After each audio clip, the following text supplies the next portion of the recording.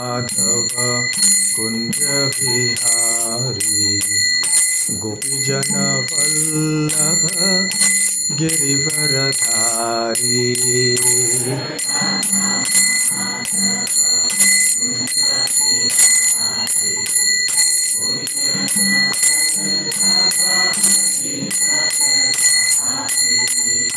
यशोदानंदन ब्रज जन रंजना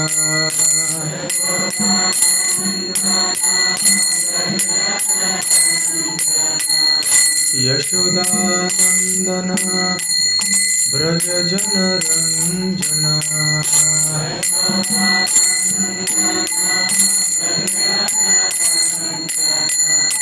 यमुना तीरावनचारी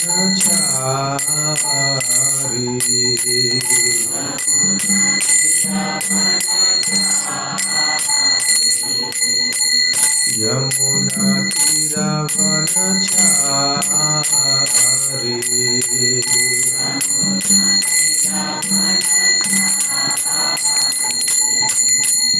जय राधा माधव कुंज बिहारी गोपीजन वल्लभ गिरिवरधारी।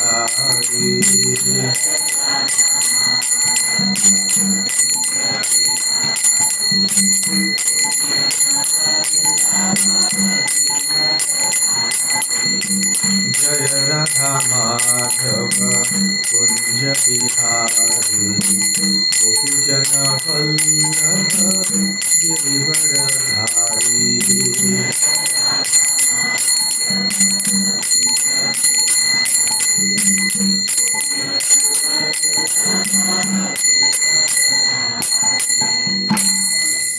जय ओम विष्णुपाद परमहंस परिव्राजकाचार्य अष्टोत्तर शत।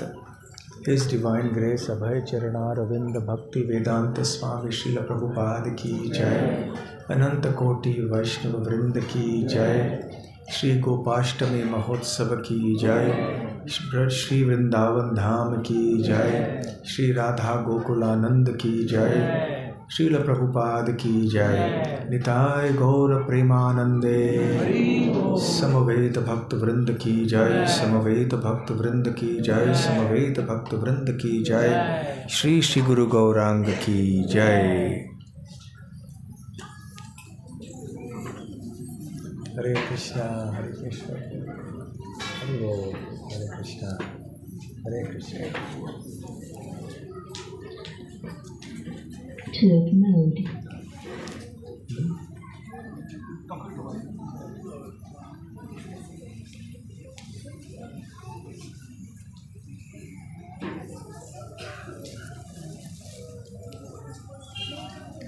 ओम नमो भगवते वासुदेवाय।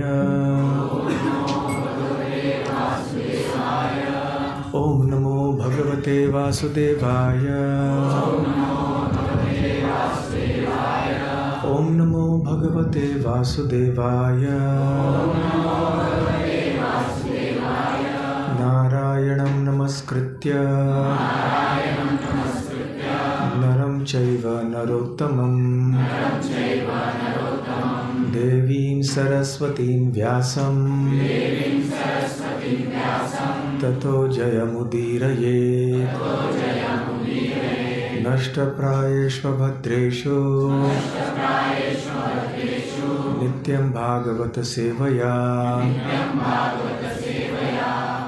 भगवत्युत्तमश्लोके भक्तिर्भवति नैष्ठिकी।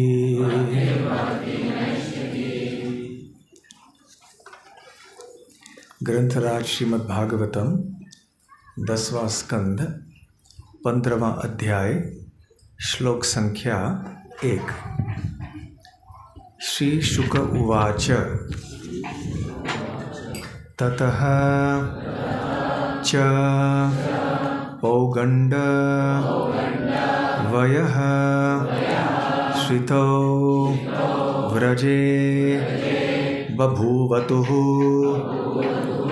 तौ पशुपाल सम्मतौ गाः चारयन्तौ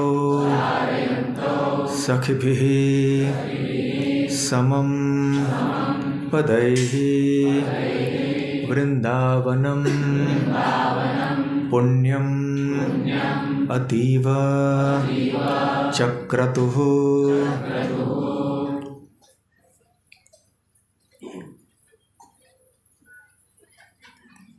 श्रीशुक उवाच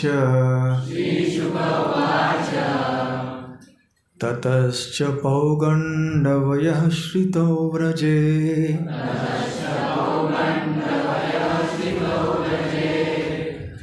बभूवतुस्तौ पशुपालसम्मतौ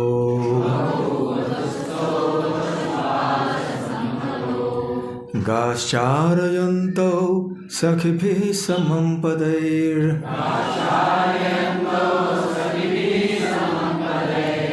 वृन्दावनं पुण्यमतीव चक्रतुः।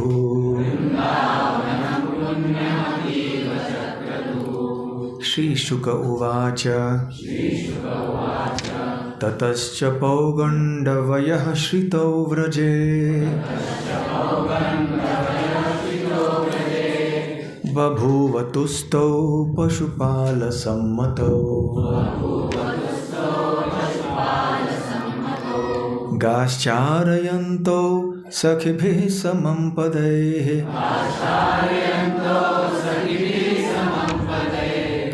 वृन्दावनं पुण्यमतीव चक्रतुः। श्रीशुक उवाच ततश्च पौगण्डवयः श्रितौ व्रजे बभूवतुस्तौ पशुपालसम्मतौ गाश्चारयन्तौ सखिभिः समं पदैः वृन्दावनं पुण्यमतीव चक्रतुः।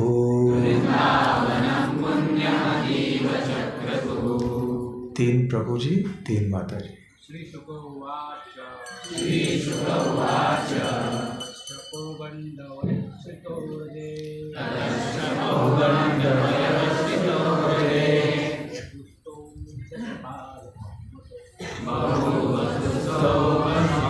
सम्मतौ आचार्यन्तौ सखिभिः समं पदैः वृन्दावनं पुण्यमतीव चक्रतुः। श्रीशुक उवाच ततश्च पौगण्डवयः श्रितौ व्रजे बभूवतुस्तौ पशुपालसम्मतौ गाश्चारयन्तौ सखिभिः समं पदैः वृन्दावनं पुण्यमतीव चक्रतुः। श्रीशुक उवाच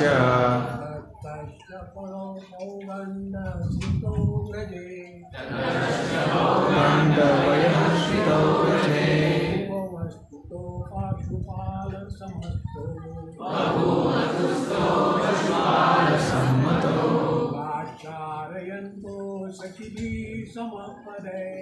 आचार्यन्तो सखिभिः समं पदैः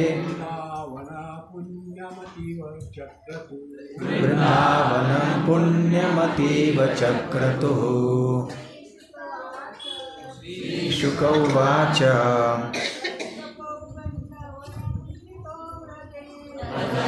चौगण्डवयः श्रितौ व्रजे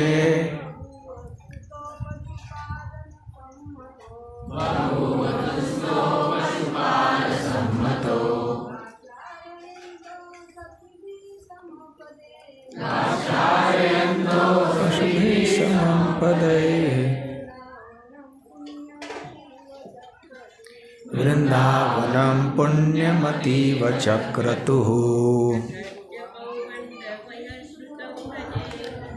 ततश्च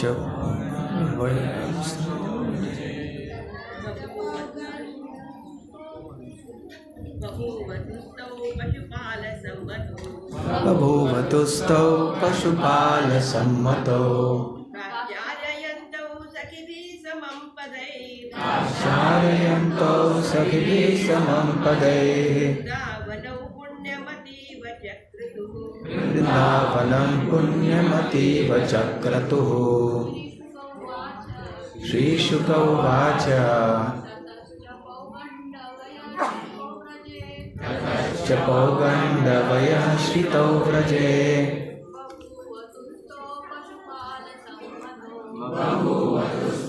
पशुपालसम्मतौ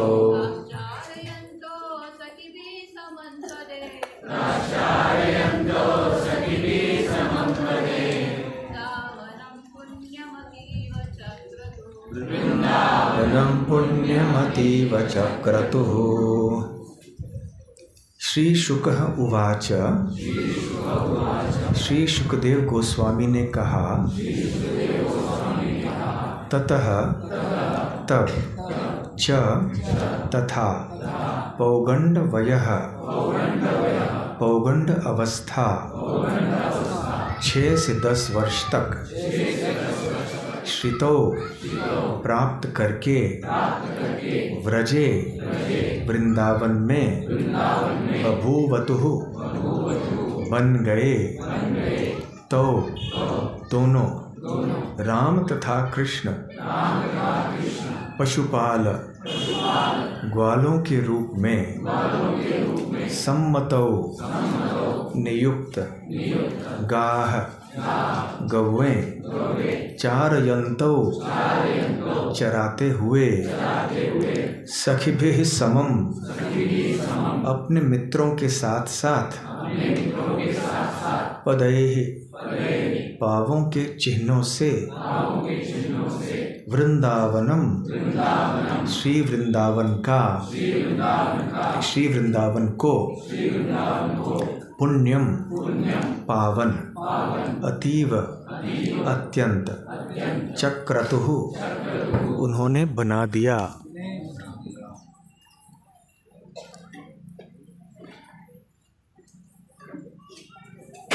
हरे कृष्ण।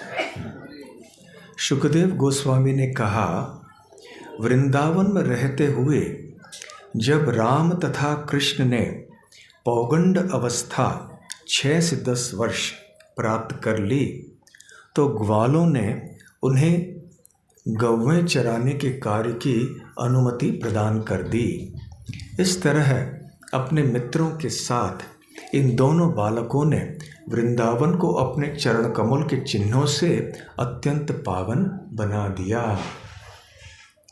तात्पर्य।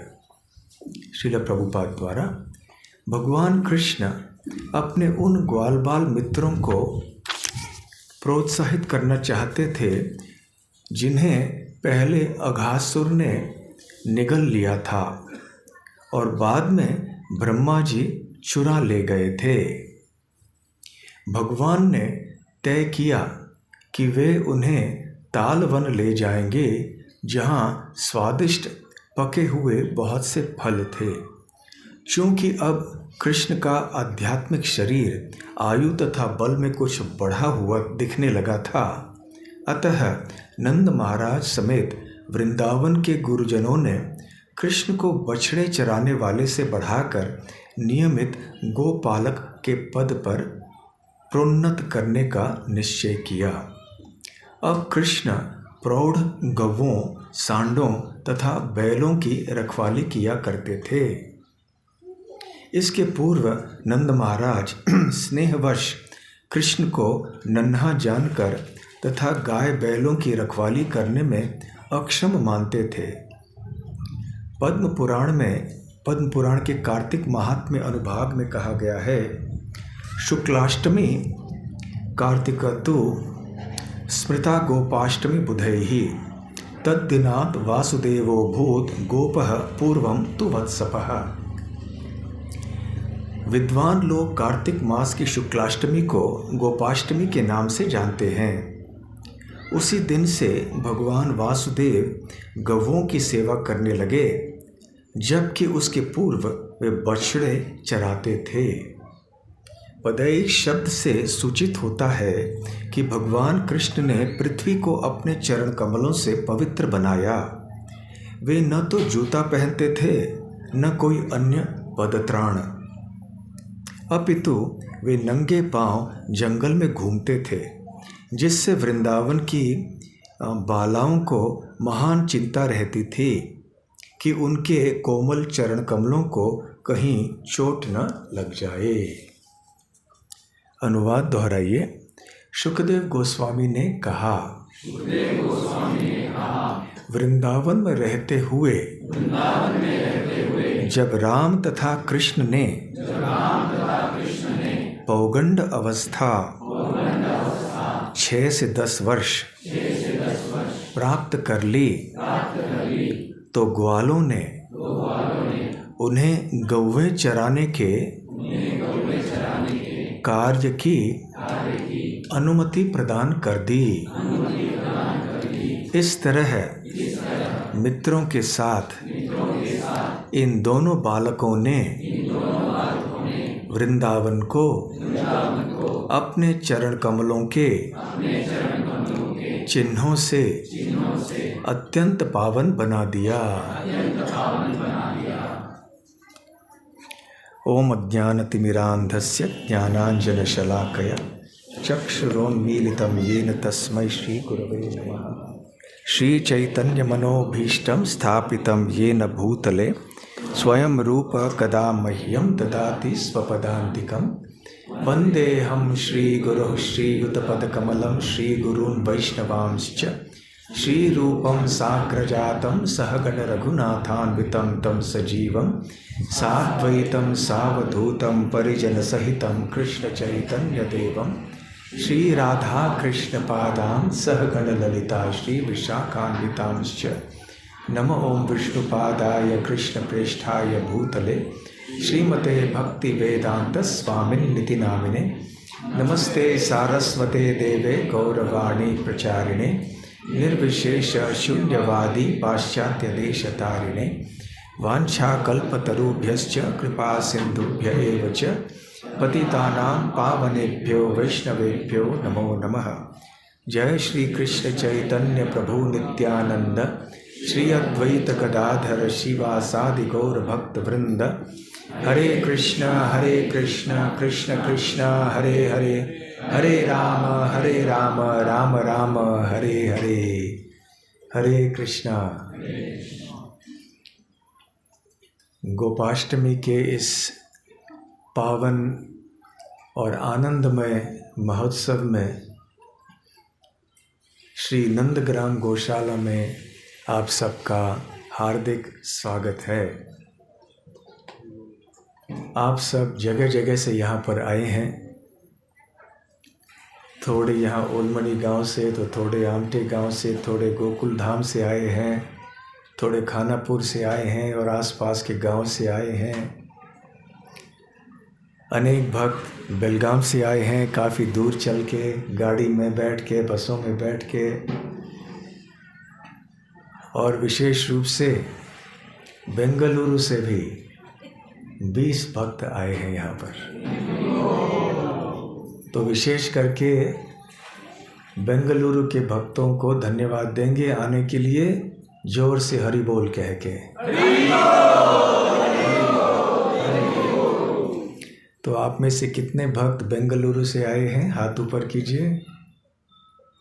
हाँ, तो बहुत बहुत स्वागत आप सबका। आज सुबह ही पहुँचे हैं और वो गायों का संग करना चाहते थे, आप सबका भी संग करना चाहते थे। आज का दिन वृंदावन में खास करके बहुत ही हर्ष उल्लास से मनाया जाता है। बेंगलोर के भक्तों को हिंदी आती है ना? Everybody understands Hindi? You understand Hindi?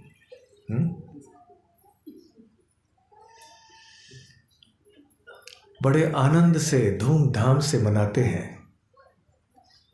बहुत महत्वपूर्ण उत्सव ये सारे ब्रजमंडल में है। क्यों? क्योंकि ये भगवान कृष्ण के प्रिय गायों से संबंधित है।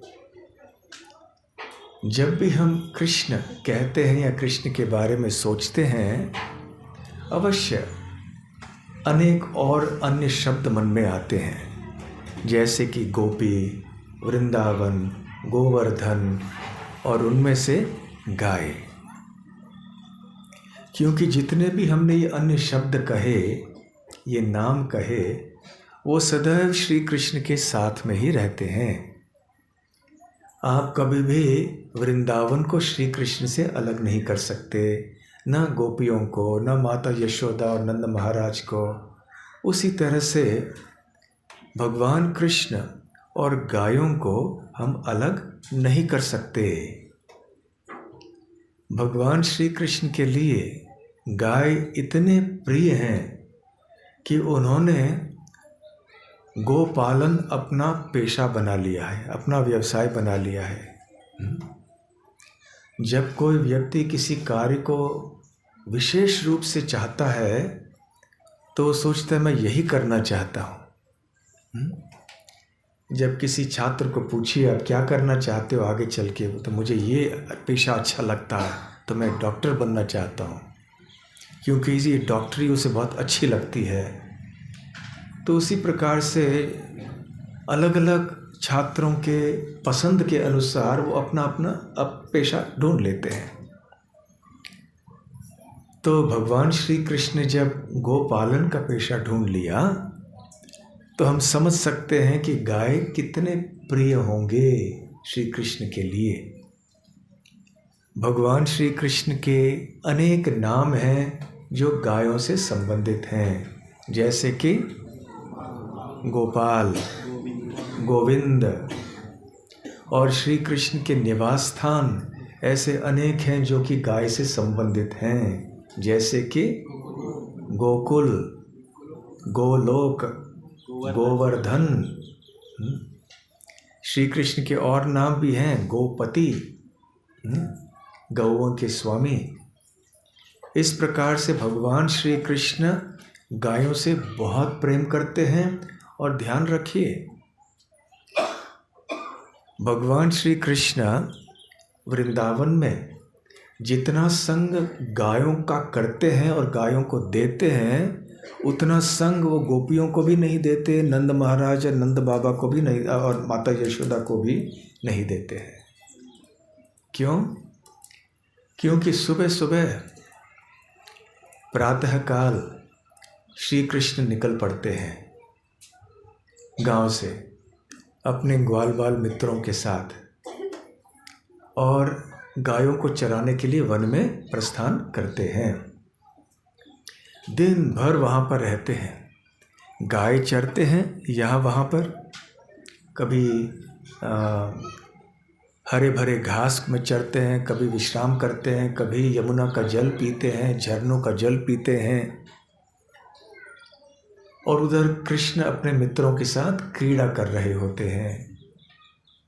पीछे रहने वाले जो गोप गोपियां हैं वो श्री कृष्ण के संग से वंचित रह जाते हैं, और वो बहुत ही आतुरता से सायंकाल की प्रतीक्षा करते हैं जब श्री कृष्ण गायों को लेकर वापस आएंगे, और तब वो अपने घरों के चंद्रशालिकाओं में ऊपर चलते हैं। उस समय वृंदावन में घर इस प्रकार से बने जाते थे कि हर घर के ऊपर एक छत होता था, और छत के साथ साथ एक ऐसी भी एक चीज़ बनी जाती थी जिसमें और ऊपर चढ़ा जा सकता था, जिसको चंद्रशालिका कहते। तो वहाँ ऊपर जाके बहुत दूर दूर तक दिखाई पड़ता था। तो वो ऊपर जाती थी शाम के समय सारी गोपियाँ देखने के लिए कि वहाँ दूर में कहीं धूल दिखाई पड़ रही है कि नहीं, उड़ती हुई धूल। क्यों? क्योंकि जब श्री कृष्ण अपने गायों के साथ लौट रहे होते हैं तो गायों के चलने के कारण धूल उड़ जाती है हवा में, और एक तरह के एक बादल जैसे बन जाता है धूल का। तो दूर से ही व्रजवासी जान जाते हैं कि कृष्ण अभी आ रहे हैं। वास्तव में ये जो धूली है ये बहुत पावन है।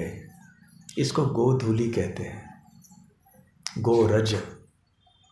यदि जिस भूमि पर गाय चलती है उस भूमि के रज को हमने ले लिया तो ये बहुत पावन माना जाता है। हम अपने शरीर पे उसका कभी लेप कर लेते हैं।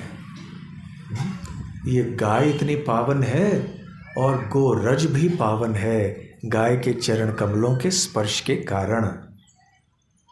और इतना ही नहीं, वो जो समय है जबकि गाय आती हैं और जाती हैं वन से, वो समय भी बहुत मूल्यवान बना बताया जाता है। इसको गोधूली का समय कहते हैं, सायंकाल का समय गोधूली, क्योंकि उस समय गाय धूल उड़ाती हैं।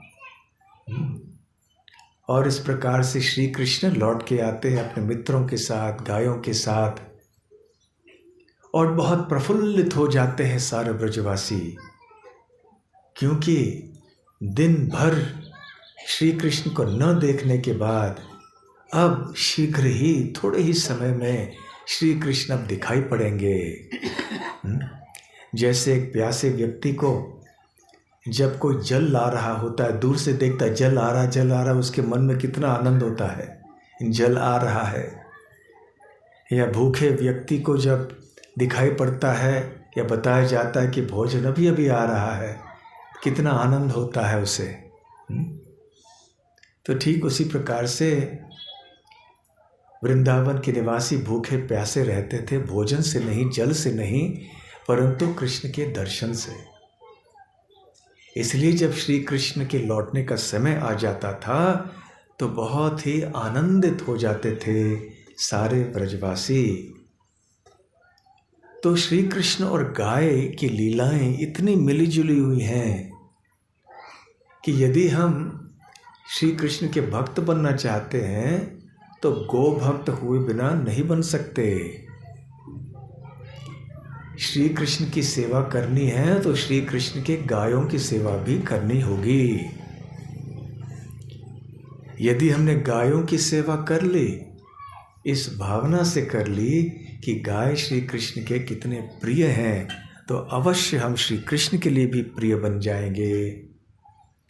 परंतु हमने यदि गायों का तिरस्कार किया, गायों के प्रति हमने दुर्व्यवहार किया, तो फिर श्री कृष्ण अप्रसन्न होंगे।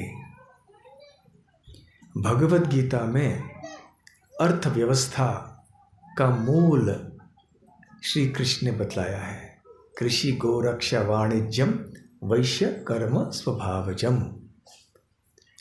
तो आजकल अर्थव्यवस्था एक बहुत बड़ी समस्या बन गई है।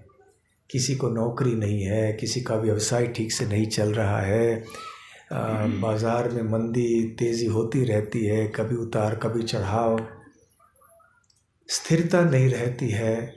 इसलिए सभी लोग चिंतित हैं।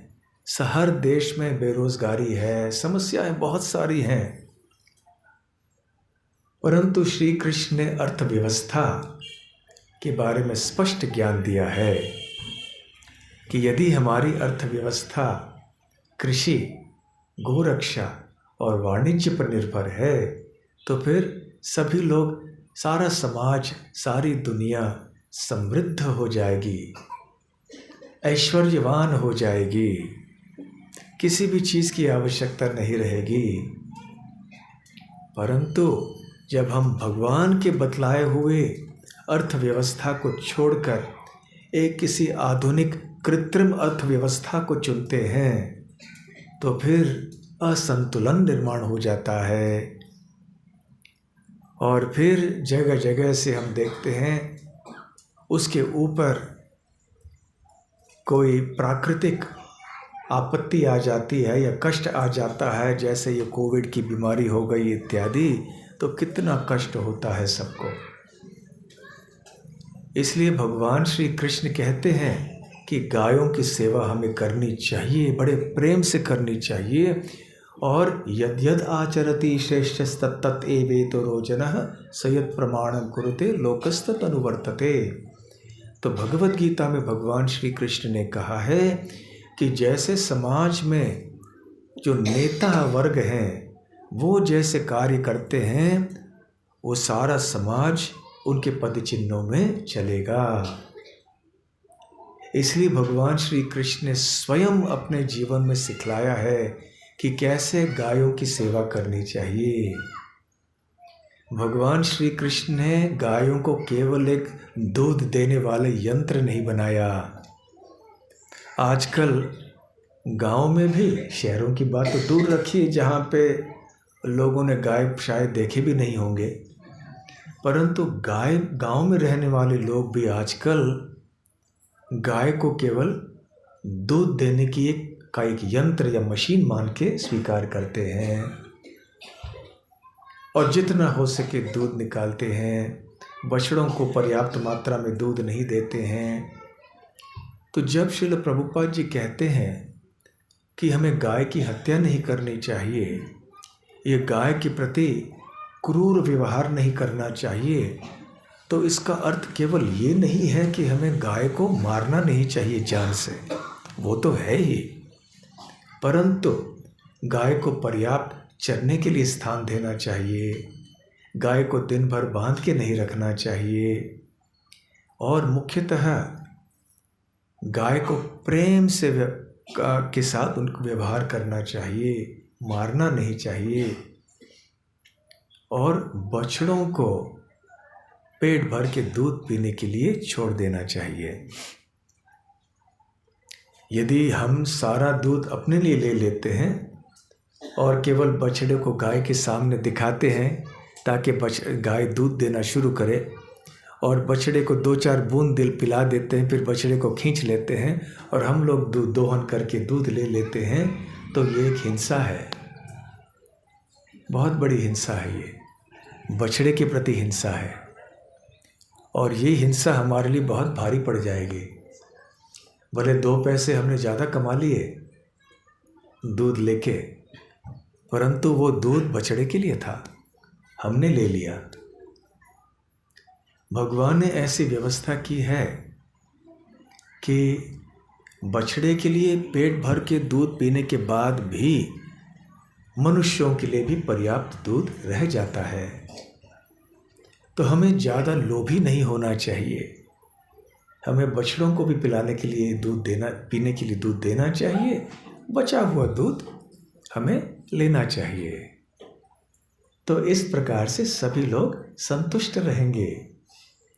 अभी होता ये है कि हम सब इतना दूध पी लेते हैं और बछड़ों के बारे में सोचते ही नहीं हैं। और ये भी सोचिए, आप में से अनेक गृहस्थ भक्त हैं और गृहस्थ नहीं भी हुए हैं आप, हम सब, तो हमें बचपन में हम सब ने दूध पिया है। बचपन में कितने भक्तों ने दूध पिया है? सबने पिया है ना। आजकल डॉक्टर लोग भी कहते हैं कि वो बच्चे हृष्ट पुष्ट आगे चल के हो जाते हैं जिन्होंने माँ का दूध पिया हो। सही कहते हैं ना, डॉक्टर बैठे हुए ऐसे कहते हैं ना। जिन बच्चों ने माँ का दूध नहीं पिया है तो वो आगे चल के कमज़ोर हो जाते हैं, बीमारियों के शिकार हो जाते हैं। तो बचपन से यदि माँ का दूध मिला है बच्चे को तो आगे चल के उसका स्वास्थ्य ठीक रहेगा। तो उसी प्रकार से जो गाय के बछड़े होते हैं उनको यदि बचपन से ही, और थोड़े समय के लिए ही तो दूध पीते हैं बछड़े, आगे चल के फिर घास खाना शुरू कर देते हैं। तो उस समय पर यदि बछड़ों को पर्याप्त मात्रा में माँ का दूध उपलब्ध नहीं होता है तो फिर क्या होता है, वो भी आगे चल के कमज़ोर बन जाते हैं। यदि वो बैल हैं तो ज़्यादा परिश्रम नहीं कर पाएंगे खेत में, यदि गाय हैं तो ज़्यादा दूध नहीं दे पाएंगी, फिर तो घाटे का सौदा है। परंतु व्यक्ति को बुद्धिमान रहना चाहिए, इस बात को समझना चाहिए कि स्वार्थ के दृष्टि से भी यदि हमें देखना है तो बछड़ों को दूध पिलाना चाहिए। तो खैर, भगवान श्री कृष्ण ने इस तरह से गायों का, बैलों का, सांडों का, बछड़ों का की सेवा की कि हमारे लिए एक आदर्श है। यहाँ तात्पर्य में बताया गया है कि न केवल गाय थे, सांड भी थे, बैल भी थे, बछड़े भी थे। प्रभुपाद जी एक जगह कहते हैं तात्पर्य में कि दुर्भाग्यवश मनुष्य समाज ये नहीं जानता है कि केवल गायों को और बैलों को प्रसन्न रखने से संपूर्ण मनुष्य समाज प्रसन्न हो सकता है। देखिए, हमारे समृद्धि, हमारे सुख के लिए ये एक मूल सूत्र है। गाय और बैल, इन दोनों को प्रसन्न रखना है हमें। और दुर्व्यवहार करने से वो प्रसन्न कैसे रहेंगे? नहीं रहेंगे। तो बड़े प्रेम से गायों का और बैलों की सेवा यदि हम करेंगे तो संपूर्ण मनुष्य समाज सुखी और समृद्धशाली हो जाएगा। देखिए कितना आसान है ये रास्ता, परंतु हम प्रगति के नाम पर गायों की हत्या करते हैं। और फिर यदि जो पहले गाय का दूध पीता था वो गाय का दूध पीना बंद कर देता है, क्योंकि गाय का दूध मिलता ही नहीं है, क्योंकि गाय ही नहीं है।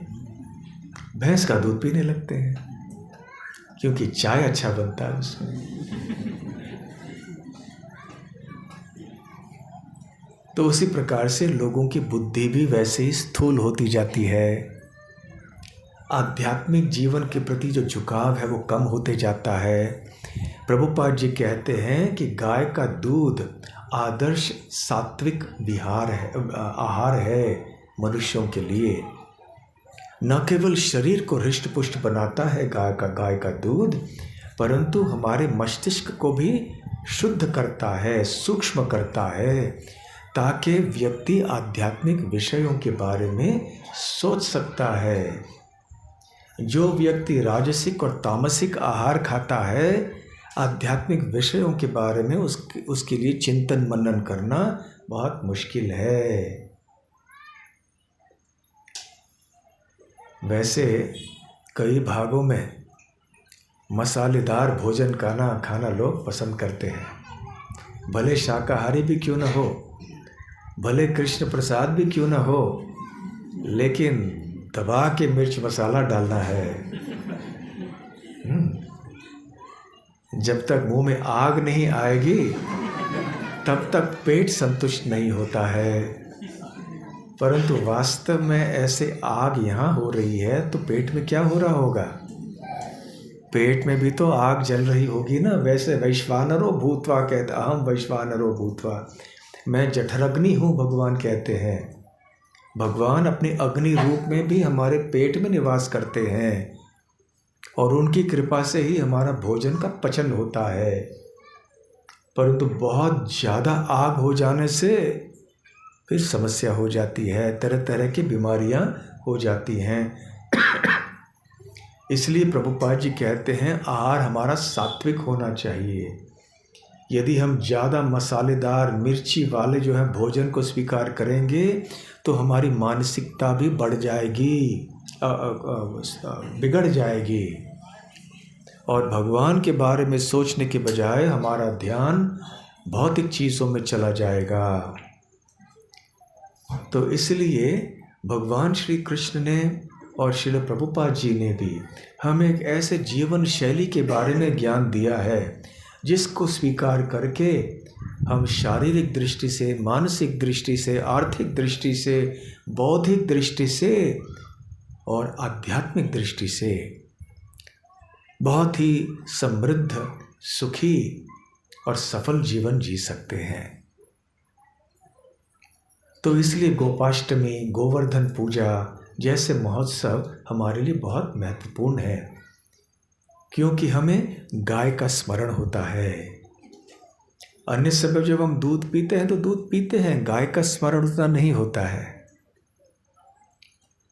शहर के बच्चों को यदि पूछा जाए कि दूध कहाँ से आता है, कहेंगे प्लास्टिक के थैली में से आता है या बाजार में से आता है। तो खैर, आज का दिन, गोपाष्टमी का दिन, ये बहुत ही महत्वपूर्ण है। प्रभुपाद जी दूसरी जगह ये भी कहते हैं कि आत्मवत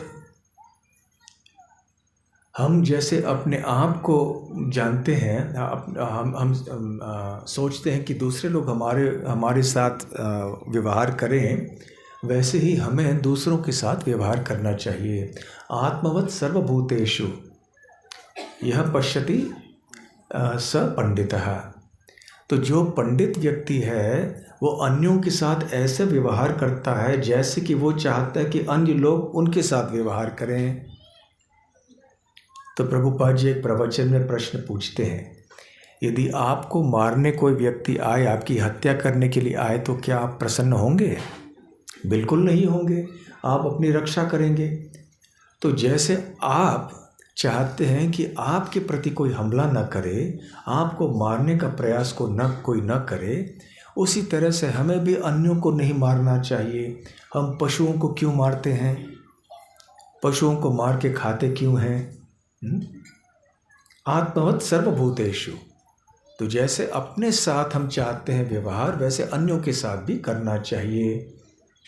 कोई ये नहीं चाहता कि कोई कठोर बोली हमारे साथ करे, तो हमें भी अन्यों के साथ कठोर वचन नहीं बोलने चाहिए।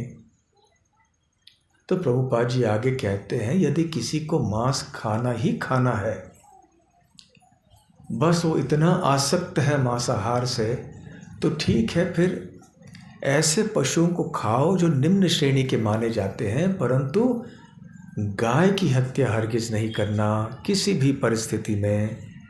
कम से कम इतना तो करना चाहिए।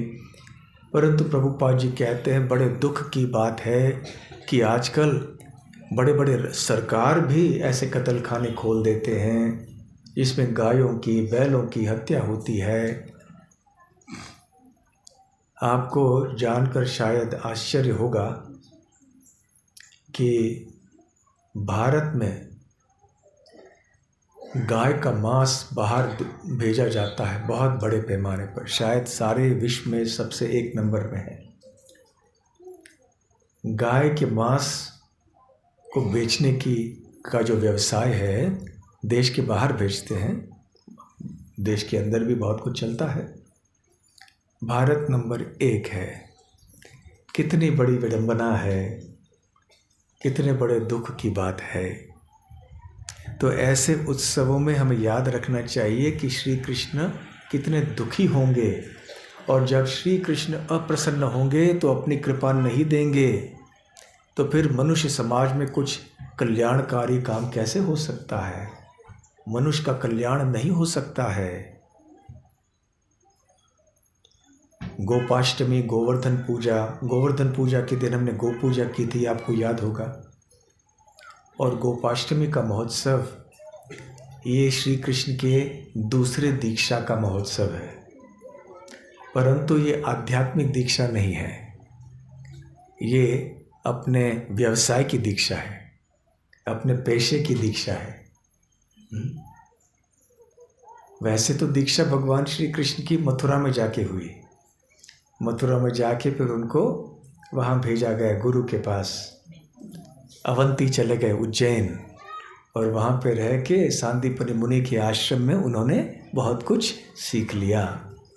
तो खैर, अब यहाँ इस श्लोक में बताया जा रहा है कि जब पौगंड अवस्था में पहुँचे श्री कृष्ण और बलराम, तब एक बहुत महत्वपूर्ण घटना हुई। वो अभी गोपाल बन गए, पशुपाल सम्मतो। शुक्लाष्टमी कार्तिकत्तु स्मृता गोपाष्टमी बुधैहि। तो कार्तिक महीने के शुक्ल पक्ष की ये अष्टमी तिथि है। अष्टमी तिथि पे कितने सारे महत्वपूर्ण लीलाएं हुई हैं भगवान श्री कृष्ण की। उनका जन्म हुआ जन्माष्टमी, राधा रानी का जन्म हुआ राधाष्टमी, राधा कुंड का आविर्भाव हुआ बहुलाष्टमी, और यहाँ गोपाष्टमी। तो कार्तिक मास के शुक्लाष्टमी को गोपाष्टमी कहते हैं। क्यों कहते हैं? तद्दिनाद, क्योंकि उस दिन पर वासुदेवो अर्थात वासुदेव श्री कृष्ण अभूत बने। क्या बने? गोपः, गोपालक बने, गायों के पालक बने। तो क्या इसके पहले श्री कृष्ण गोपालक नहीं थे? यहाँ स्पष्टीकरण कहा गया है, पूर्वम तु वत्सपः, इसके पूर्व वो गोप नहीं थे, वो वत्सप थे, वत्सों का पालन करते थे। वत्स अर्थात बछड़े, क्योंकि श्री कृष्ण छोटे थे तो छोटे गायों का पालन करते थे। लेकिन अब थोड़े बड़े हो गए तो ब्रजवासियों ने सोचा कि अभी इनको हम आगे उन्नति प्रगति करा दें, तो वत्सपाल से उनको गोपालक बना दिया। तो एक बहुत बड़ा अनुष्ठान वृंदावन में हुआ इस संदर्भ में। वैसे हुआ ये कि जब श्री कृष्ण में गोकुल में श्री कृष्ण रहा करते थे व्रजवासियों के साथ में, तो अनेक असुर वहाँ पर आए, जैसे कि पूतना, तृणावर्त, शकटासुर इत्यादि, और इनका वध तो श्री कृष्ण ने कर लिया। परंतु जो वरिष्ठ गोप गोपियाँ हैं वो चिंतित हो गई। वो सोचने लगी कि अरे इतने सारे असुर आ रहे हैं यहाँ पर, और श्री कृष्ण को कितना खतरा है और हम सबको भी खतरा है। वो अपने बारे में इतना नहीं सोच रहे थे जितना कि वो श्री कृष्ण के बारे में सोच रहे थे। वृंदावन की अनेक विशेषताएं हैं, परंतु एक बहुत ही अद्भुत विशेषता ये है कि वृंदावन के जो भक्त थे वो अपने बच्चों से अधिक श्री कृष्ण से प्रेम करते थे। साधारणतः गृहस्थों का स्वभाव होता है कि अपने बच्चों से ज़्यादा प्रेम करते हैं, अन्य बच्चों से भी प्रेम करते हैं, लेकिन अपने बच्चों के प्रति अधिक प्रेम होता है, ये स्वाभाविक है। परंतु वृंदावन में यद्यपि गोप गोपियाँ अपने बच्चों से बहुत प्रेम करते थे, फिर भी उनको ये पता नहीं चलता था कि उनके हृदय में श्री कृष्ण के प्रति इतना अधिक प्रेम क्यों है। क्योंकि श्री कृष्ण सर्व आकर्षक है, सबका हृदय जीत लेते हैं, इसलिए तो उनका नाम ही है श्री कृष्ण। तो इतने चिंतित थे वो, तो वो सोचने लगे कि अभी क्या किया जाना चाहिए। तो एक इष्ट गोष्ठी हुई। तो इष्ट गोष्ठी में ये तय हुआ कि हमें वृंदावन छोड़ के जाना चाहिए, कहीं ऐसे दूसरे स्थान में जाना चाहिए जहाँ पर असुरों का आना कम होगा या उसकी संभावना कम होगी। तो वो निकल पड़े। उनको यमुना पार करके वृंदावन जाना था। आज जो स्थान वृंदावन माना जाता है वहाँ पर जाना चाहते थे। तो उस समय कोई पुल या सेतु नहीं था यमुना पार करने के लिए, तो उन्हें उत्तर दिशा में जाना पड़ा। उत्तर दिशा में जाके भांडीर वन नाम के स्थान में आए, जहाँ पर पानी कम था, जहाँ आसानी से वो पार कर सकते थे यमुना। आप सब जानते हैं कि व्रजमंडल में कितने प्रमुख वन हैं? 12। वैसे तो बहुत सारे हैं, 130 से अधिक हैं वन, परंतु प्रमुख वन 12 हैं, 12 वन। उनमें से कितने वन यमुना नदी के पूर्व भाग में हैं? 5। और कितने रहे पश्चिम भाग में? 7। तो 5 जो पूर्व भाग में हैं, उनमें से गोकुल महावन सबसे दक्षिणी भाग में है, वो है गोकुल। तो गोकुल से उत्तर की ओर चलते गए, यमुना के तट पे चलते चलते चलते बेलवन, लोहवन, फिर आए भांडीर वन। भांडीर वन ने ब्रजवासियों ने तो पार कर लिया, परंतु गाय नहीं पार कर सकती थी, इसलिए वो आगे गई भद्रवन में। भद्रवन से उन्होंने यमुना पार कर लिया, और फिर गाय और ब्रजवासी दोनों ही दक्षिण की ओर फिर से आ गए, यमुना के तट पर चलते चलते, और आखिर वृंदावन में आ गए। वहाँ पे छठीकरा नाम का स्थान है, आज जो छठीकरा नाम से जाना जाता है। आप जानते हैं छठीकरा? तो उसका मूल नाम है शकटीकरा।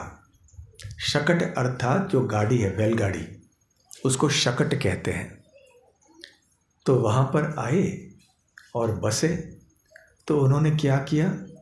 अपने जो बैलगाड़ियाँ थीं उनको अर्ध गोलाकार में रख दिया और फिर उस वहाँ बीच में सब रहने लगे। तो एक तरह की सुरक्षा भी हो गई बैलगाड़ियों के कारण। तो उस स्थान का नाम हुआ शकटीकरा और शकटीकरा का अपभ्रंश हो गया छठीकरा। तो वहाँ पे वो रहे। अब वृंदावन में थोड़े समय तक रहे और थोड़े वर्षों के बाद फिर से ब्रजवासी वृंदावन से नंदगांव चले गए। अभी आपको और एक आश्चर्य की बात बताता हूँ कि पहले नंद महाराज के पिता पर्जन्य महाराज नंदगांव में रहा करते थे। वे नंदगांव छोड़कर किसी कारणवश वह गोकुल में आए। अब नंद बाबा गोकुल छोड़कर वृंदावन में आए और अनेक वर्षों बाद वृंदावन से फिर नंदगांव वापस लौट के आए। पूर्ण चक्र हो गया। जब पर्जन्य महाराज अपने बच्चों के साथ नंदगांव में रहा करते थे तो उस समय श्रीमती राधा रानी के पूर्वज बरसाना में रहा करते थे। जब नंद बाबा नंदगांव को छोड़कर गोकुल में आए तो वृषभानु महाराज जो कि राधा रानी के पिता हैं वो बरसाना छोड़कर गोकुल के पास रावल में चले आए। और जब नंद बाबा ब्रजवासियों के साथ गोकुल छोड़कर वृंदावन गए तो वृषभानु महाराज भी रावल छोड़कर वसती नाम के स्थान में गए जो वृंदावन के ज़्यादा पास में है। और जब नंद महाराज फिर से वृंदावन छोड़कर नंदगांव गए तो वृषभानु महाराज फिर से बरसाना आ गए। तो देखिए दो परिवारों के बीच में इतना स्नेह था। वृषभानु महाराज और नंद महाराज दोनों घनिष्ठ मित्र थे। तो वृषभानु महाराज चाहते थे कि मैं नंद महाराज के पास में ही रहना चाहता हूँ। इस प्रकार से भ्रमण हो रहा था दोनों परिवारों का। तो खैर शकटीकरा में आ गए, वृंदावन में रहने लगे। और उस समय श्री कृष्ण बहुत छोटे थे, पौगंड अवस्था की प्राप्ति हुई नहीं थी, अभी शेष कौमार अवस्था थी। आप जानते हैं कि 5 साल की अवस्था तक की अवस्था को कौमार बताया जाता है और फिर 6 साल से 10 साल पौगंड अवस्था, फिर 11 साल से 15 साल कैशोर अवस्था और फिर 15 साल के आगे 16 से आगे युव अवस्था।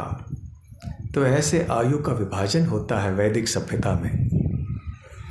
तो अभी तक श्री कृष्ण शेष कौमार अवस्था में थे, कुमार अवस्था के अंत तक पहुँचे थे। और इस समय भी माता यशोदा कृष्ण को नहलाया करती थी। अब धीरे धीरे से माता यशोदा देखने लगी कि श्री कृष्ण थोड़े चंचल हो रहे हैं और ध्यान स्नान के समय भी वो कुछ विरोध सा कर रहे हैं।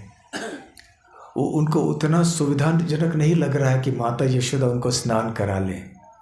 स्नान कराने के बाद माता यशोदा कृष्ण को कपड़े पहनाती थीं। तो अब माता यशोदा देखने लगी कि श्री कृष्ण आधे कपड़े पहनने के बाद भाग जाते हैं, खुद बाकी अपने आप पहन लेते हैं। तो माता यशोदा को क्या हुआ, दुख हुआ या सुख हुआ? क्या हुआ? कितने भक्त मानते हैं कि सुख हुआ? हाथ ऊपर कीजिए। कितने भक्त मानते हैं कि दुख हुआ? हाथ ऊपर कीजिए। अनेक लोगों ने हाथ ही नहीं उठाया। बहुत दुख हो गया माता यशोदा को। क्यों?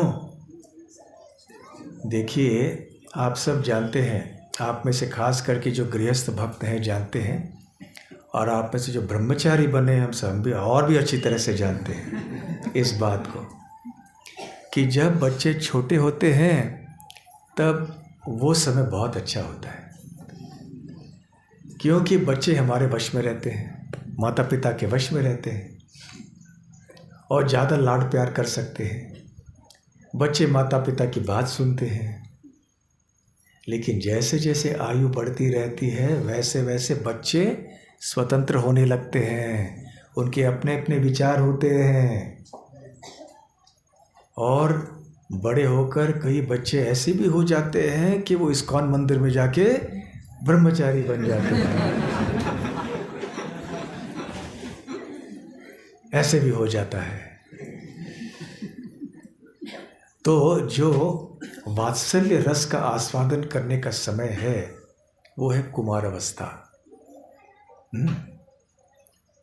इसलिए यहाँ माता यशोदा चाहती थी कि ये कुमार अवस्था सदैव बना रहे, ताकि इस प्रकार से लाड़ प्यार में करूं कृष्ण की, और कृष्ण मेरी बात मानेगा, मुझ पर निर्भर रहेगा। अब धीरे धीरे ये अपने आप अपने कपड़े पहनना चाह रहा है। इसका मतलब है वो बड़ा होते जा रहा है और अभी स्वतंत्र होगा। कल कहेगा मैं अपने कपड़े अपने आप पहन लूँगा, परसों कहेगा मैं स्नान भी अपने आप कर लूँगा। तो इस प्रकार से क्या होगा? तो माता यशोदा को बड़ा दुख हो गया, चिंता होने लगी। और आगे माता यशोदा सोचने लगी कि अरे हम सब ग्वाले हैं, और आगे चल के क्योंकि हमारा पेशा गोपालन का है, तो फिर आगे श्री कृष्ण गांव छोड़कर गाय चराने जाएगा, तब क्या होगा? अब तो 24 घंटे श्री कृष्ण हमारे साथ में रहता है। आगे चल के जब गाय चराने का समय आएगा तो वो गांव छोड़ के जाएगा, दिन भर हम कृष्ण का दर्शन नहीं कर पाएंगे। तो ऐसे विचारों के कारण माता यशोदा थोड़ी उदास हो गई कि क्या होना, क्या कर सकते हैं। पर खैर ये संसार का नियम है, कोई भी एक ही आयु पे हमेशा के लिए रहता नहीं है। बच्चे को बड़ा होना पड़ता है, बड़े को बूढ़ा होना पड़ता है, बूढ़े को मरना पड़ता है। संसार का नियम है, क्या कर सकते हैं इसके बारे में। तो माता यशोदा भी जानती थी। तो खैर एक बार क्या हुआ कि श्री कृष्ण नंद बाबा के पास गए कि हम आपके साथ आना चाहते हैं, जब आप गायों को चराने जाते हो तो हम भी देखना चाहते हैं, हम भी गोचारण का आनंद लेना चाहते हैं। तो नंद महाराज और वरिष्ठ गोपों ने कृष्ण, बलराम और थोड़े अन्य बच्चों को लिया साथ में। तो नंद बाबा के साथ में श्री कृष्ण जाते और फिर बड़ों की नकल करते, जैसे बच्चों की आदत है बड़ों की नकल करना। इसलिए घर में जो आप काम करते हैं ध्यान से करिए, इन बच्चे आपकी नकल करेंगे। आपने घर में जो काम किए, घर में झगड़े किए तो बच्चे भी झगड़ा करना शुरू कर देंगे। घर में झूठ बोलना शुरू किए, वो भी झूठ बोलेंगे। तो जैसे बड़े लोग गायों को चराते थे, वैसे वैसे श्री कृष्ण भी बलराम के साथ नकल करते थे कि मानो वो बहुत बड़े गाय का पालन कर रहे हैं, चरा रहे हैं। जैसे आवाज़ मुंह से निकालते थे गोपगण, जी ही जी ही जी ही, तो ये भी ऐसे ऐसे आवाज़ निकालते थे, जी ही जी ही जी ही, मानो कि वो गायों को संभाल रहे हैं। इन दृश्यों को देखकर गोपगणों को बहुत आनंद आता था। और कभी कभी श्री कृष्ण अपनी तोतली बोली में गोपों के पास जाकर उनसे ढेर सारे प्रश्न पूछते थे कि ये क्या है, वो क्या है, वो पंछी ऐसे क्यों कर रहा है, ये पेड़ में ऐसे क्यों है, वैसे क्यों है। क्योंकि बच्चे तो सवाल बहुत करते हैं ना, आपको पता है। तो ये सारे प्रश्न को सुनते थे और सारे गोपगण जो है आनंद के समुद्र में डूब जाते थे।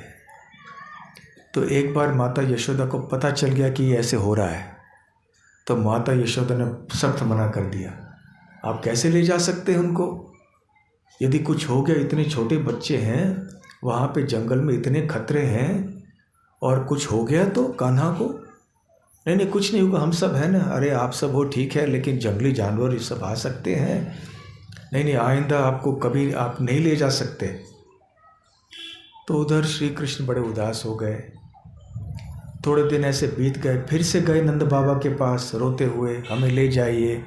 नंद बाबा को बड़ा बुरा लगा, अरे बच्चा इतना चाह रहा है हमारे साथ में आने के लिए, ज़बरदस्ती हम उनको यहाँ गांव में रख रहे हैं।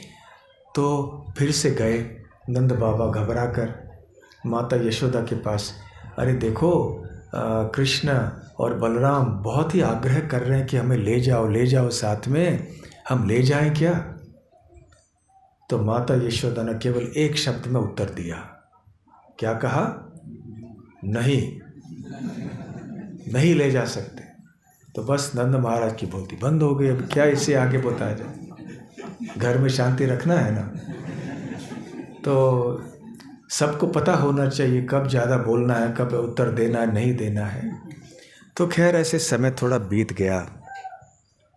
उधर एक बार क्या हुआ कि श्री कृष्ण से रहा नहीं गया, केवल गांव के अंदर रहना वहाँ। तो एक बार अपने मित्रों के साथ जो है वो गांव के बाहर कहीं वन में भाग के चले गए, जबकि जो गोपगण हैं वो गायों को लेकर गाय चराने चले गए थे। तो इधर उधर खेल रहे थे। पहली बार वन में गए अकेले, इधर उधर घूमने लगे और घूमते घूमते खेलते खेलते क्या हो गया, गुमराह हो गए। तो उनको पता नहीं चला कि वापस जाने का रास्ता कौन सा है। छोटे बच्चे थे बहुत। उधर माता यशोदा देख रही है कृष्ण कहाँ गए। नंद बाबा के पास नहीं है, यहाँ गांव में भी नहीं है। तो इतनी चिंता हो गई माता यशोदा को कि वो सोच लगी कि कहाँ गए। तो वापस तो आ ही गए किसी न किसी तरह से, श्री कृष्ण और बलराम तो आ गए। और इसलिए इस समय माता यशोदा ने नंद बाबा से जाके कहा हमें कुछ करना होगा, भले आप ले जाओ कुछ करो, लेकिन ऐसे ज़बरदस्ती बच्चों को घर में रखेंगे तो ऐसे हो जाएगा। अब ये भाग जाएंगे कहीं जंगल में और खो गए, जंगली जानवरों ने आक्रमण कर लिया तो फिर क्या होगा। तो इस प्रकार से सारे गोपगण जो हैं वो भी बहुत ही चिंतित रह गए। तो गोचारण जो है ये श्री कृष्ण की नित्य लीला है। श्रील भक्ति विनोद ठाकुर समझाते हैं कि दो प्रकार की लीलाएं होती हैं, नित्य लीला और नैमित्तिक लीला। नित्य लीलाएं वो हैं जो भगवान श्री कृष्ण न केवल यहाँ पर प्रकट होकर करते हैं परंतु अपने धाम में भी करते हैं प्रतिदिन, जैसे कि रास लीला करना या गायों को चराने के लिए ले जाना इत्यादि। और थोड़ी ऐसी लीलाएं हैं जो श्री कृष्ण केवल यहाँ धरातल में प्रकट होने के बाद ही करते हैं, उनको नैमित्तिक लीला कहते हैं। जैसे कि असुरों का वध करना। असुर तो भगवान के धाम में है नहीं, तो असुरों का वध कैसे कर सकते हैं वो उनके धाम में। इसलिए धाम को ही प्रकट कराते हैं धरातल के ऊपर। और यहाँ पृथ्वी लोक में फिर असुर तो बहुत होते हैं, फिर असुरों का वध करने का आनंद लूट लेते हैं, वीर रस का आस्वादन करते हैं। तो गोचारण लीला नित्य लीला है। तो कभी कभी क्योंकि भगवान अब यहाँ प्रकट हुए हैं तो ऐसे प्रतीत होता है कि यह नैमित्तिक लीला है, क्योंकि थोड़े समय के लिए श्री कृष्ण गोचारण नहीं करते हैं बाल लीला में। परंतु पौगंड की अवस्था को जब प्राप्त होने जा रहे हैं तो उस समय शेष कौमार अवस्था में सारे ब्रजवासियों ने इष्ट गोष्ठी कर ली। चर्चा करने के लिए विषय क्या था? विषय ये था कि अब श्री कृष्ण बलराम ग्वाल बाल हमारे बच्चों को साथ में लेकर जंगल में भाग के जाते हैं, कभी कभी खतरा बहुत है, तो हमें अनुमति देनी चाहिए उनको अधिकृत रूप से बाहर जंगल में जाने के लिए, परंतु केवल बछड़ों को चराने के लिए ले जाएंगे, बड़े गायों को नहीं ले जाएंगे। तो बहुत बड़ा अनुष्ठान मनाया गया वृंदावन में। ये श्री कृष्ण की पहली दीक्षा हुई। आध्यात्मिक दीक्षा नहीं, पेशे में दीक्षा, गोपालन की दीक्षा हुई। और वहाँ पे बड़े धूमधाम से ये मनाया गया। श्री कृष्ण को और अन्य बच्चे जो थे उनको रस्सी दी गई और फिर थोड़े उनके जो छड़ी होती है और अन्य जो भी सामग्री होती है ग्वाल बाल के पास, वो सब उनको दिए गए। और फिर ये पहली दीक्षा हुई जब अब कृष्ण वत्सप हो गए, वत्स पालन करने वाले, और बहुत ही धूमधाम से मनाया गया। श्री कृष्ण बड़े आनंदित थे उस समय और जंगल में जाने का समय आ गया। तो श्री कृष्ण तो नंगे पैर जाने लगे। तो माता यशोदा ने कहा अरे अरे ऐसे कैसे हो सकता है, वहाँ पर इतने सारे कांटे हैं वगैरह, तो ये कांटे हमारे कान्हा के कोमल चरण चिन्हों को चुभेंगे, कष्ट होगा, खून निकलेगा, चोट पहुँचेगी। तो माता यशोदा ने कहा ये लो जूते पहन लो। तो श्री कृष्ण ने कहा ये चमड़े के जूते हैं, मैं बिल्कुल नहीं पहन सकता। तो बलराम ने भी कहा मैं भी नहीं पहनूंगा। सारे बच्चों ने कहा हम भी नहीं पहनेंगे। तो चमड़े के जूते नहीं पहनने चाहिए। हवदो ठीक है ना। और ये जो हैंड बैग, पर्स वगैरह सब होता है वो भी चमड़े के मत पहनिए। चमड़े के तब पहन सकते हैं जबकि ये अहिंसा चमड़ा है।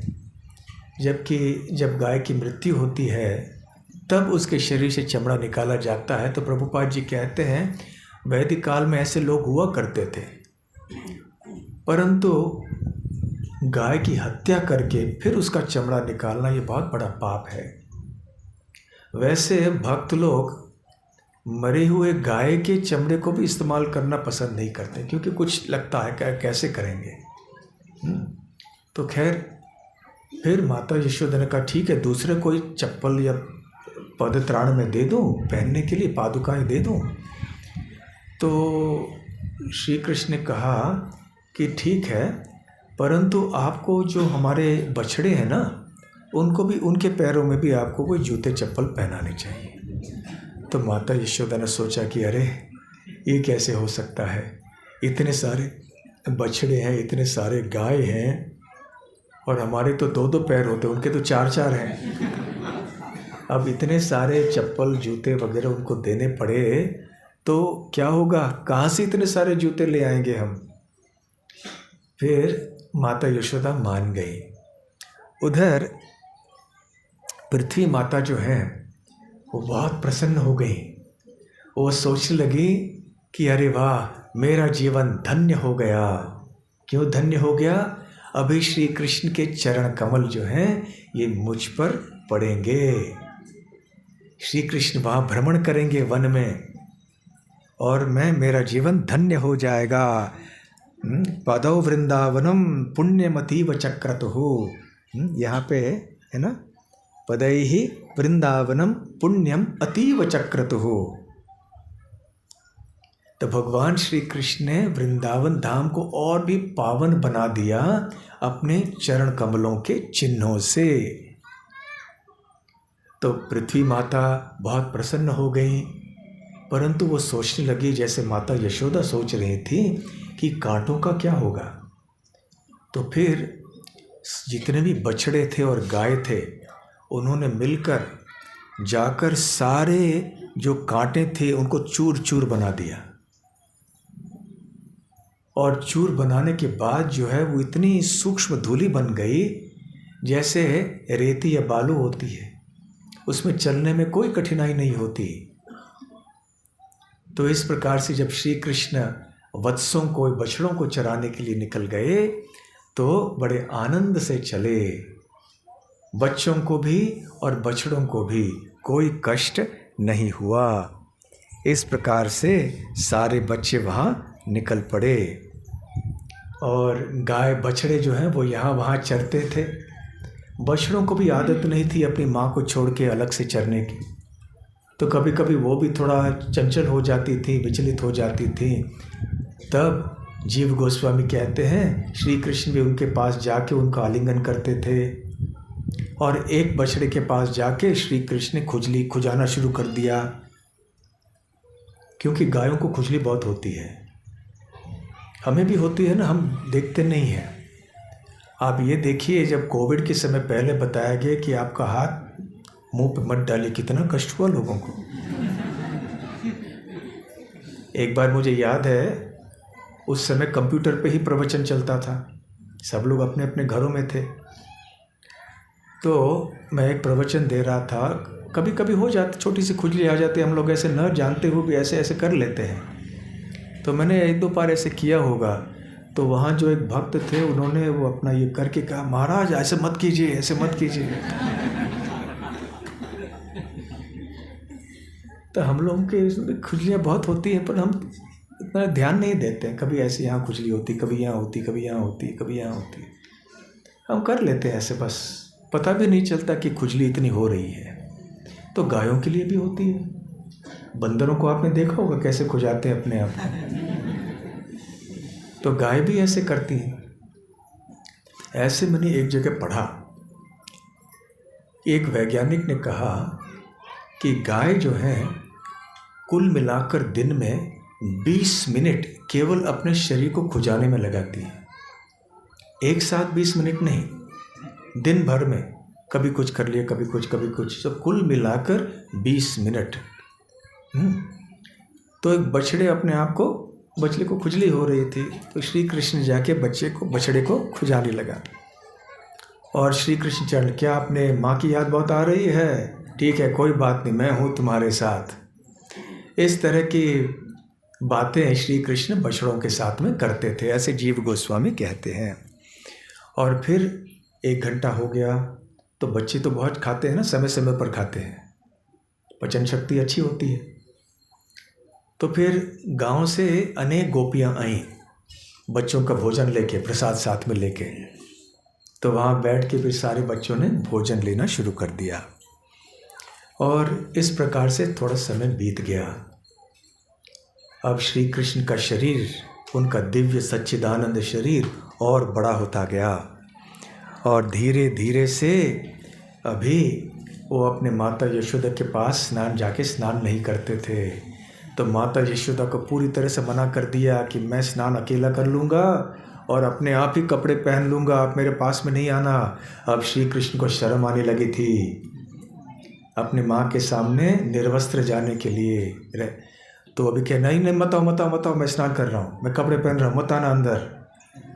तो ऐसे माता यशोदा को लग रहा था कि वैसे वज्र का प्रहार हो गया कि अब क्या होगा आगे चल के, ये तो बच्चा पूरी तरह से स्वतंत्र हो जाएगा। और माता यशोदा सोचने लगी कि कल जाके श्री कृष्ण कहेगा कि मुझे गायों को चराने के लिए जाना है, अभी तो केवल बछड़े चराने जा रहा है और 1-2 घंटे जाके वापस जल्दी से लौट के आता है दोपहर में ही। परंतु कल कहेगा मुझे गाय चराने जाना है, दिन भर जाएगा, शाम को आएगा। तो माता यशोदा को बहुत दुख हो रहा था। उधर नंद बाबा भी देख रहे थे कि श्री कृष्ण का व्यवहार जो है कुछ विचित्र सा लग रहा है। वो देखते थे कि जब भी वो कृष्ण के पास आते थे, कृष्ण दूसरी ओर चले जाते थे। और कभी कभी उन्होंने देखा कि श्री कृष्ण वरिष्ठ गोपगण हैं, विशेष करके नंद महाराज के जो भाई हैं, उनके पास जाके कान में कुछ करते थे। तो नंद महाराज के मन में जिज्ञासा हुई, क्या चल रहा है, क्या कृष्ण जाके छुपी छुपी ऐसे बात कर रहा है मेरे भाइयों से। तो उन्होंने भाइयों से पूछा कि क्या चल रहा है, कृष्ण क्यों आके क्या क्या बात कर रहा है आपसे। तो उनमें से एक भाई थे, उनकी आदत थी जो है सो है वो बोल देना। ये होता है ना, कई लोगों का स्वभाव होता है, जो है बोल देते हैं। उन्होंने बोल दिया श्री कृष्ण गाय चराना चाहते हैं। तो नंद महाराज को लगा वज्र का प्रहार हो गया सर के ऊपर, ये क्या बोल रहे हो। तो दूसरे भाई थे जो उन्होंने सांत्वना, अरे नहीं नहीं ऐसा कुछ नहीं है, देखो नंद बाबा हम तो सब गोपालक के समाज के हैं ना, आज नहीं तो कल तो होना ही होना है। तो किसी प्रकार से वो नंद महाराज को सांत्वना देना शुरू कर दिया। तो धीरे धीरे से समय बीतता गया और उधर क्या हो रहा था कि कृष्ण को गाय चराने की इच्छा है, ये सब जगह खबर फैलने लगी। देखिए खबर फैलने में उस समय भी देर नहीं लगती थी, है ना। ये समाज दुनिया की रीत है कि कोई एक बात होती है तो बस वो शुरू हो जाता है। तो आप किसी बात को यदि फैलाना चाहते हैं ना, तो किसी व्यक्ति को जाके कहिए, किसी से बताना नहीं, तो निश्चित ही बात फैल जाएगी। हाँ, तो बात फैल गई सब जगह और ऐसे लगा कि गायों के कानों तक भी पहुंच गई, क्योंकि गाय भी यहाँ वहाँ घूमती थी ना। तो जब ब्रजवासी कण बात करते थे, हो सकता है उनके कानों में भी ये खबर पहुंच गई। तो वो भी बड़े विचलित होने लगे। वो भी बाहर चरने के लिए जाने के लिए मना कर रहे थे। तो एक आपातकालीन स्थिति खड़ी हो गई वहाँ पर, इमरजेंसी। अरे गाय चरने के लिए तैयार नहीं है, मामला क्या है? तो हर यहाँ पर कृष्ण जो है ऐसे बात कर रहे हैं। तो एक जो है आपातकालीन इष्ट गोष्ठी बुलाई गई, जल्दी से आइए। तो सारे ब्रजवासी इकट्ठे आ गए, फिर से दोबारा इष्ट गोष्ठी हो गई। और अभी परिस्थिति ऐसी है, कृष्ण इस तरह से बात कर रहे हैं और जो गाय है वो भी बाहर जाने के लिए तैयार नहीं है। तो अभी क्या करना चाहिए? तो धीरे धीरे से उन्होंने सोचा कि अभी चलो कृष्ण को गाय चराने की अनुमति दी जानी चाहिए। उधर कृष्ण सामने आके ऐसे ऐसे करने लगे। ये सब कुश्ती पहलवान करते हैं, ये बताने के लिए कि मैं कितना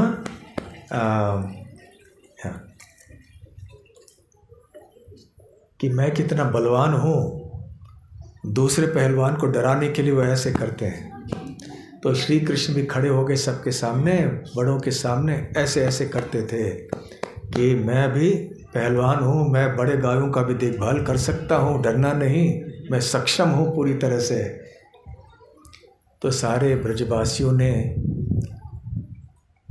वार्तालाप किया, संवाद किया, आपस में चर्चा हुई और फिर ये निर्णय लिया गया कि ठीक है, जैसे पहली दीक्षा के बारे में कोई अनुष्ठान मनाया गया था, अभी दूसरी दीक्षा कर लें और एक बहुत बड़ा अनुष्ठान हम मना लें और हम अधिकृत रूप से श्री कृष्ण को अनुमति दे दें गायों को चराने के लिए।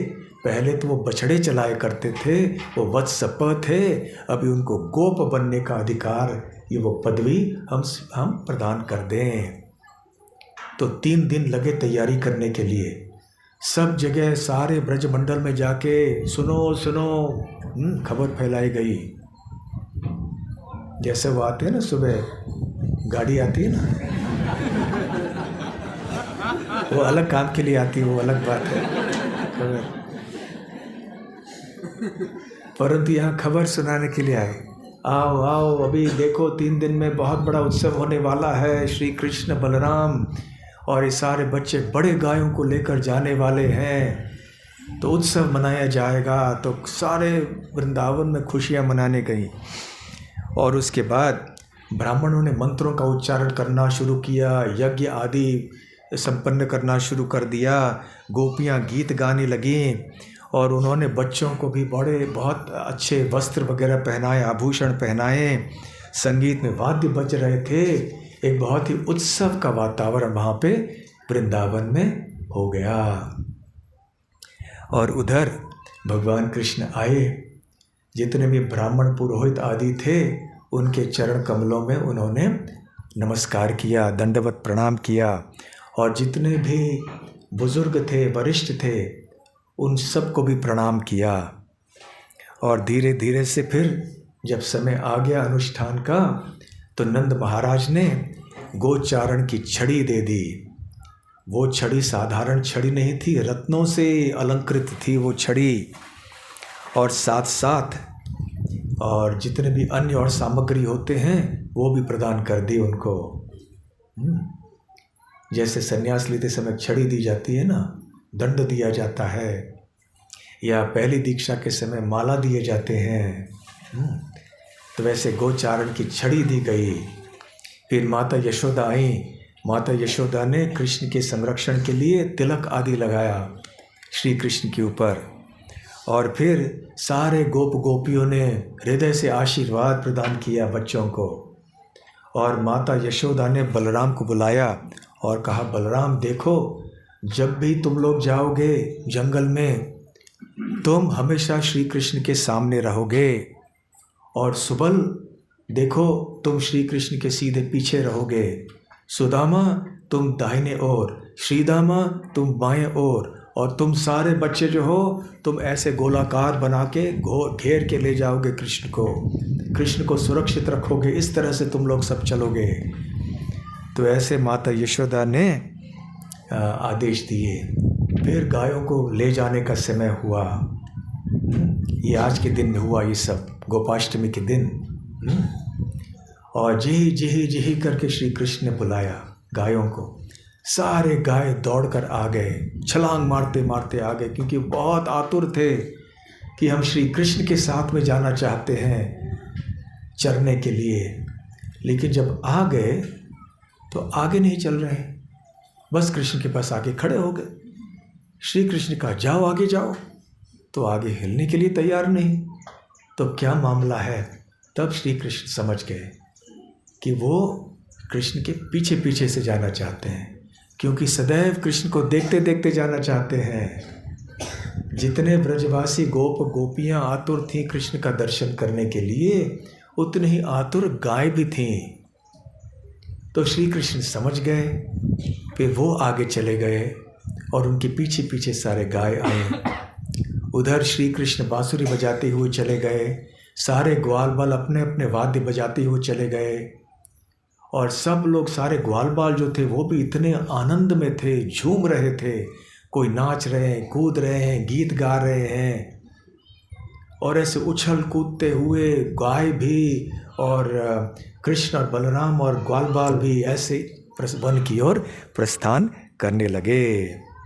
इस प्रकार से यद्यपि कृष्ण के लिए, बलराम के लिए, ग्वाल बालों के लिए, गायों के लिए बहुत हर्षोल्लास का दिन था, परंतु वरिष्ठ गोप गोपियों के लिए ये अच्छा दिन नहीं था। अब श्री कृष्ण दिन भर के लिए बाहर रहने वाले हैं, परंतु खैर दुनिया की रीत है, क्या कर सकते हैं। तो बस बैठे रहे, देखते रहे कि श्री कृष्ण दूर जा रहे हैं गौओं के साथ में। तो खैर इस दिन पर ऐसे बताया जाता है, एक लोक कथा है वहाँ पे वृंदावन में, कि एक और अनुष्ठान बनाया गया केवल गोपों के लिए, केवल पुरुष और लड़के, वहाँ गोपियों के लिए अनुमति नहीं थी। गोपाष्टमी के दिन ये एक अनुष्ठान भी अलग से मनाया गया। तो श्रीमती राधा रानी सोच रही थी मुझे भी जाना है। तो श्रीमती राधा रानी ने वेश बदल लिया, सुबल सखा का वेश पहन लिया और वो वहाँ पर चली गई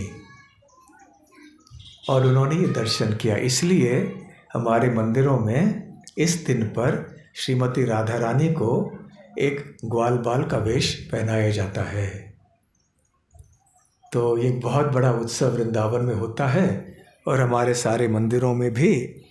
सब जगह इतने धूमधाम से मनाया नहीं जाता, परंतु अनेक मंदिरों में हम भाग्यशाली हैं, क्योंकि हमारे मंदिर से संबंधित गौशाला है, गोकुल धाम है।